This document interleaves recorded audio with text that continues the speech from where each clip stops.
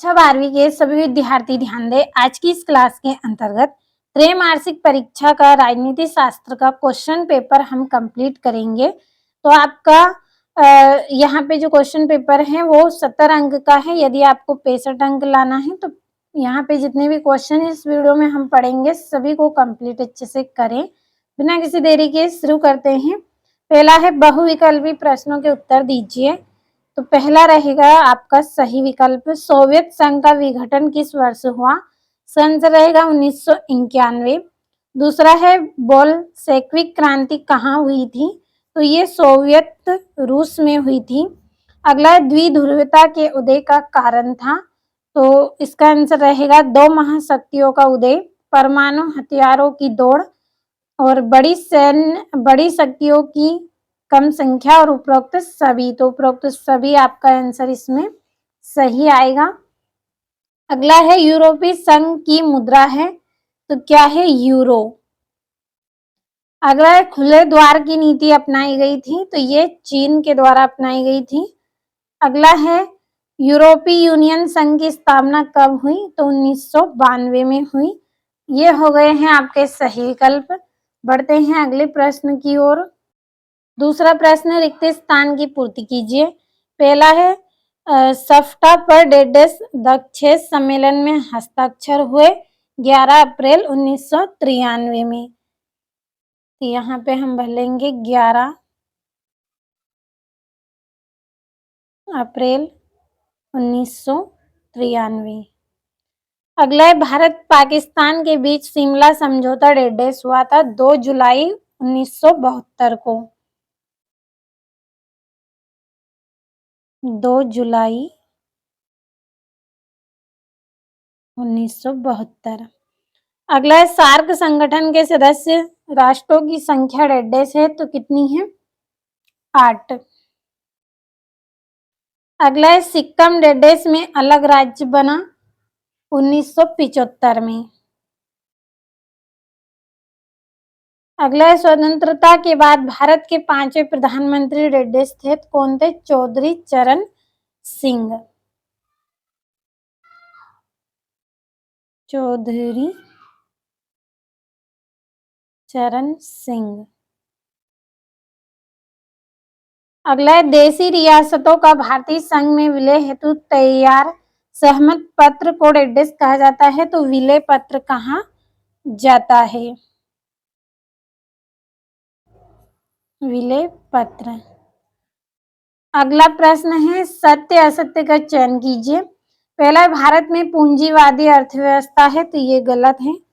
दूसरा है श्वेत क्रांति का संबंध मछली उत्पादन से है, तो ये आपका यहाँ पे असत्य रहेगा। श्वेत क्रांति का संबंध मछली उत्पादन से नहीं है, तो ये आपका सत्य है।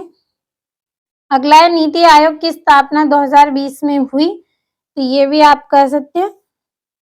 चौथा है भारत चीन युद्ध 1982 में हुआ था, तो ये भी असत्य। और राज्यसभा का कार्यकाल 4 वर्ष का होता है, असत्य है। और भारत की विदेश नीति का आधार शांतिपूर्ण सह अस्तित्व है, तो ये आपका सत्य। अब चौथा प्रश्न है आपका जिसमें सही जोड़ी आप बनानी है। पहली है मैकमोहन रेखा, तो इसका आएगा भारत और चीन। दूसरी है आसियान का मुख्यालय, इसका आएगा जाकर्ता। अगली है आसियान की स्थापना अगस्त 1967 को हुई थी। और कारगिल युद्ध, इसका आएगा नेपाल। और 18वां दक्षेस सम्मेलन, इसकी जोड़ी रहेगी 1999। और राजीव जयवर्धन समझौता, इसकी जोड़ी रहेगी 29 जुलाई 1987। छठी जोड़ी है। अगली है मुक्त व्यापार संधि, तो व्यापार को अधिक उदार बनाना। ये हो गई आपकी जोड़ियां। अगला जो प्रश्न है एक वाक्य में उत्तर लिखिए। पहला है नियोजन की परिभाषा लिखिए, तो इसका आंसर आप भरें। दूसरा है प्रथम पंचवर्षीय योजना के योजनाकार कौन थे? पंडित जवाहरलाल नेहरू।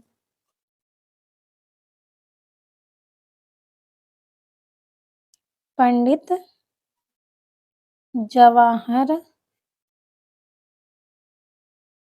लाल नेहरू इसका आंसर रहेगा। अगला है नीति आयोग का अध्यक्ष कौन होता है? प्रधानमंत्री होता है। प्रधानमंत्री। अगला है योजना आयोग का गठन कब हुआ?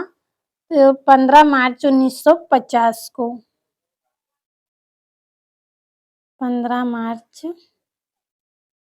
1950 को हुआ। अगला है विदेश नीति क्या है? तो इसका आंसर भी आप कंप्लीट कर लें।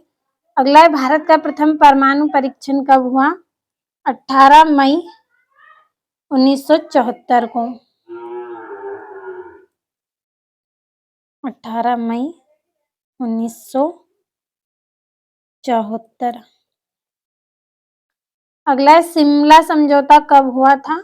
2 जुलाई 1972 में।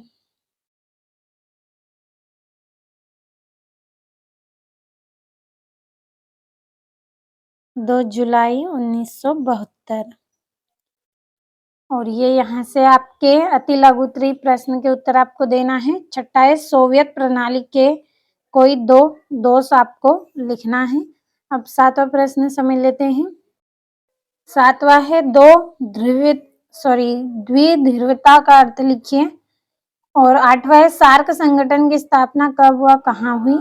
9वां है शिमला समझौता कब व कहाँ हुआ था?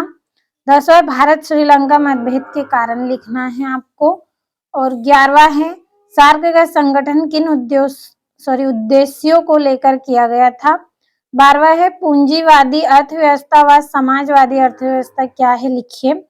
13वां है राष्ट्रीय विकास परिषद का गठन कब हुआ? इसके 2 प्रमुख उद्देश्य लिखिए। 14वें में गुट निरपेक्षता की नीति क्या थी, लिखिए। और 15वां है भारतीय राष्ट्रीय कांग्रेस की स्थापना कब व कहाँ हुई थी? 16वां विश्व के 4 सैनिक संगठनों के नाम लिखिए व उनके गठन किन उद्देश्यों को लेकर हुआ था। चलिए बढ़ते हैं अगले प्रश्न की ओर। अगला प्रश्न है भारत आसियान संबंधों की व्याख्या कीजिए। 18वां दक्षिण एशिया के शांति व सहयोग में भारत की भूमिका को लिखिए। 19वां वर्तमान में भारत को कितने राज्य व केंद्र शासित प्रदेश हैं? केंद्र शासित प्रदेशों के नाम लिखिए। 20वां यूरोपीय यूनियन का गठन कब हुआ? इसके प्रमुख उद्देश्यों को समझाकर लिखिए।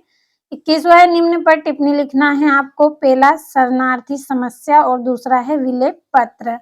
22वां पड़ोसी देशों के साथ भारत के संबंधों की व्याख्या कीजिए। 23वां भारतीय विदेश नीति के निर्धारक तत्वों की व्याख्या कीजिए। तो ये आपके कुल 23 प्रश्न हो गए हैं। जितने भी प्रश्न बताए गए हैं आपको इस वीडियो में, सभी को आप अच्छे से कंप्लीट करें।